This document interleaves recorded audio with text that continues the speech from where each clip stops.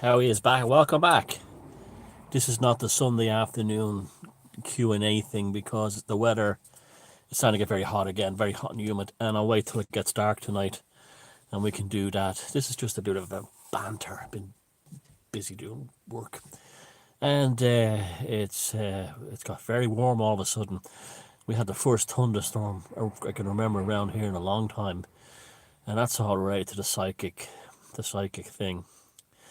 And like we're talking about the psychic undercurrent, which the undercurrents of the psyche, which drive so many things in people's. Look at that simulacra. It looks like a face. And wow, that's it. That's going to be interesting in a second. What I'm going to talk about. And we're talking about people destroying statues. Do you remember the scene in Jason in the Argonauts where the big bronze statue of Talos came to life, or Talos? It looks like Talos' face came to life, and while they stole the giant sewing needle of the gods from from the treasure chest underneath it, and it came to life and attacked the Argonauts. Well, that represents like mythology is about those truest things of all, but that represent a stealing or co-opting the achievements of somebody else in order to pretend it's your own, or claiming it as your own. So appropriation, a word that's very common these days. So when they stole the god's sewing needle to use it as a weapon, they stole something belonging to the gods that the gods made, and it wasn't for them to take or appropriate as a weapon. Is what they wanted to use it as, the sewing needle. And this is what's happening with all these attacking of these statues. People are trying to appropriate history in order to write a new version of it. This is very sinister year zero stuff. Write a new version of it in order to make it seem like they are the ones who achieved everything, because we're dealing with basically a useless generation. The millennials are a completely. Now, I know there's people that are following me and on here who are like 20, 19, so on, and they're amazing, but they are the exception to the rule. This is where the okay boomer thing comes from. Once they say okay boomer to someone like me, I'm actually was born in the first year Generation X, I think, and they're really jealous. They're jealous that our generations, from World War II to Generation X, achieved so much and had really amazing lives. Really cool, amazing lives. And this was the generation that ended the civil rights problems, stopped a nuclear war, brought environmentalism to the fore, and on the way created the best movies, bands, rock and roll music scene that will ever exist, and lived through it and saw it firsthand.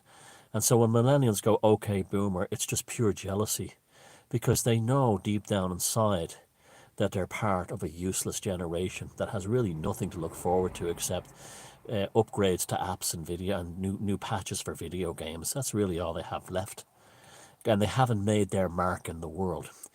And so rather than adding to the tapestry of social history of culture, supplemented it, like say the boomers came along and they added a new layer to culture, Western culture.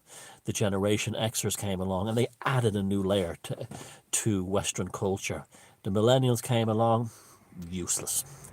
So in order to divert from this, the only thing they can do is to wipe the slate clean and then try to claim that their uselessness is how it always was. It's pure jealousy. It's a jealousy of a failed generation that has nothing to offer. I'll give you an example. The other day, I posted a picture of Phil Lynott from Thin Lizzy, and I said, this is the most popular and most loved statue in Ireland. A statue of a black man, half black man, but he was a black man. He looked like a black man. He was a black man's features, even though he had a white mother, and with an afro and everything. And the Irish are not racist because everyone in Ireland loves the statue, and except for one or two handful of nutcases maybe, who are the same percentage of nutcases everywhere, and scumbags who just want to start trouble. And it was there. And I put it up there, and the vast majority of people went, "Yeah, it's true. Like if Ireland was a racist society, no way would the most popular statue in Dublin be of a black man, you know, and who had a white wife and mixed race kids, and was very proud of his Irishness and this kind of thing."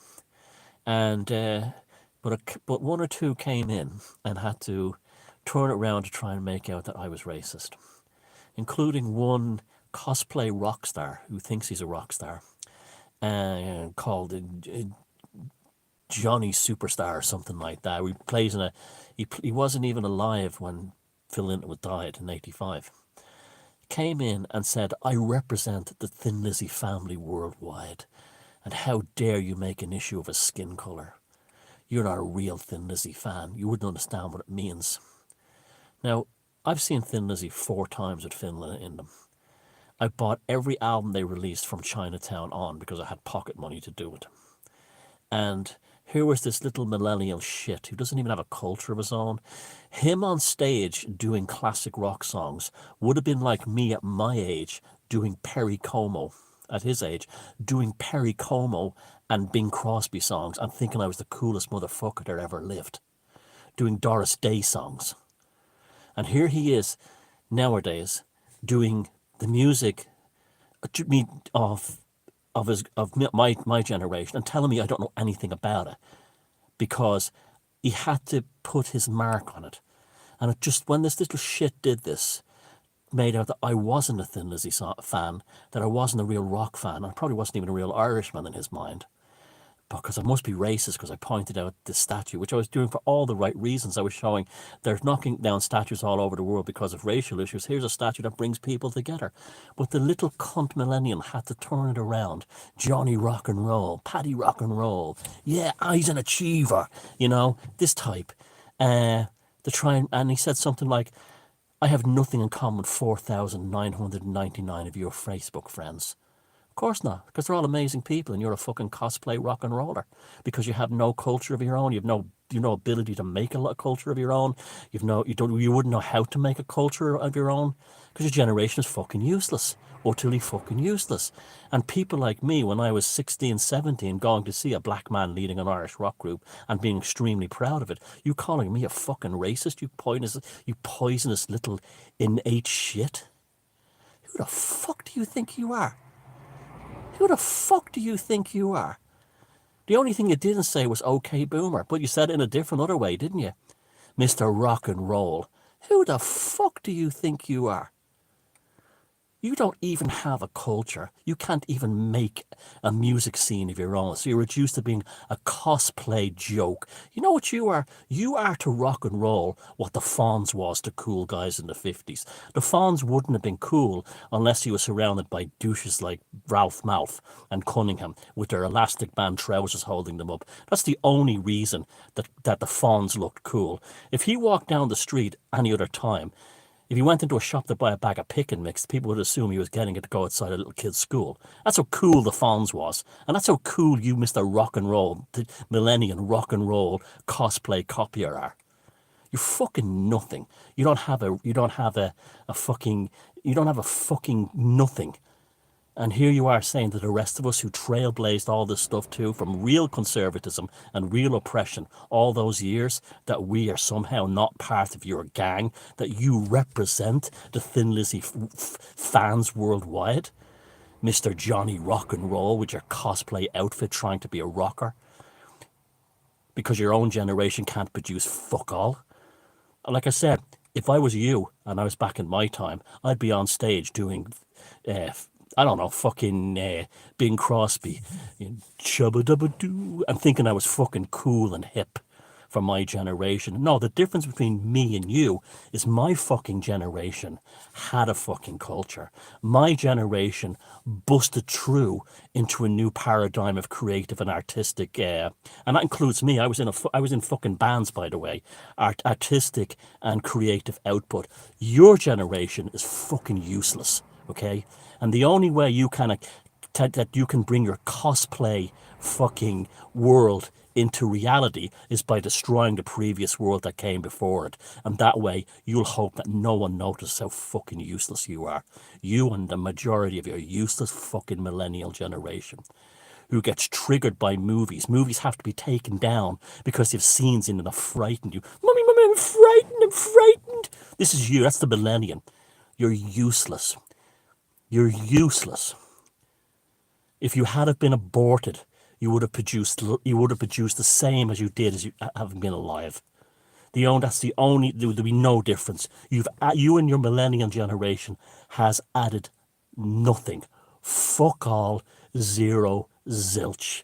And that's why you're as mad and angry and as obnoxious as you are, because you have nothing to offer except degradation of Western culture and art. But guess what? You're going to fail miserably, because eventually a generation will come up after you, probably your kids, who will realize what a bunch of doofuses you are, and you will be called not the greatest generation, but you will be officially called what you already are now, the worst fucking generation. But you don't have me to tell you that, Mr. Cosplay Rock and Roll, because if you had a fucking generation and you had a culture, you wouldn't be appropriating my fucking generation, my fucking culture, and my fucking music scene.